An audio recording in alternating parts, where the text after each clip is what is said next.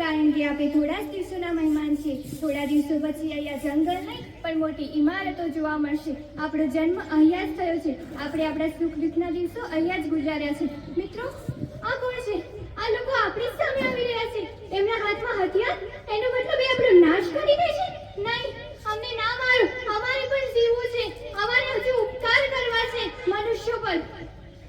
નહીં, અમારી હત્યા ના કરો. હે મૂર્ખ મનુષ્ય, છોડ આ અભિમાન. ના કાપ આ જંગલ, કારણ કે અમારી અંદર પણ છે જીવ. તમને શરમ નથી આવતી અમારી હત્યા કરતા? અમે તમારા માટે કેટલા ઉપયોગી છીએ, તો પણ તમે અમારી હત્યા કરવા માંગો છો. તમે જે શ્વાસમાં વાયુ લો છો ને, ઓક્સિજન, એ અમે જ પૂરો પાડીએ છીએ. તમારા બાળકો જે પુસ્તકોમાં લખી અને વાંચે છે ને, એનો કાચો માલ પણ અમે પૂરો પાડીએ છીએ. અમારા જ કારણે વૃષ્ટિ થાય છે અને તમે લોકો ખેતરોમાં પાક ઉગાડી શકો છો. અને જો તમે અમારી હત્યા કરી નાખશો તો આ બધું ક્યાંથી લાવશું? સમગ્ર સૃષ્ટિનો વિનાશ થઈ જશે. તમે આવું ના કરો.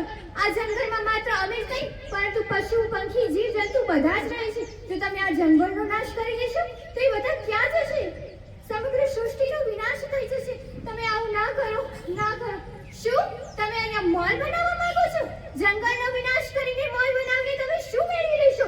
ભવિષ્યમાં જો તમારા બાળકો તમને પૂછશે ને કે જંગલ કેવું હોય, તો તમારી પાસે એનો ઉત્તર જ નહીં હોય. માત્ર ટીવી અને મોબાઈલમાં તમે એમના વિડીયોઝ બતાવી શકશો. તમારા બાળકો કોઈ દિવસ વૃક્ષ કે જંગલને જોઈ જ નહીં શકે.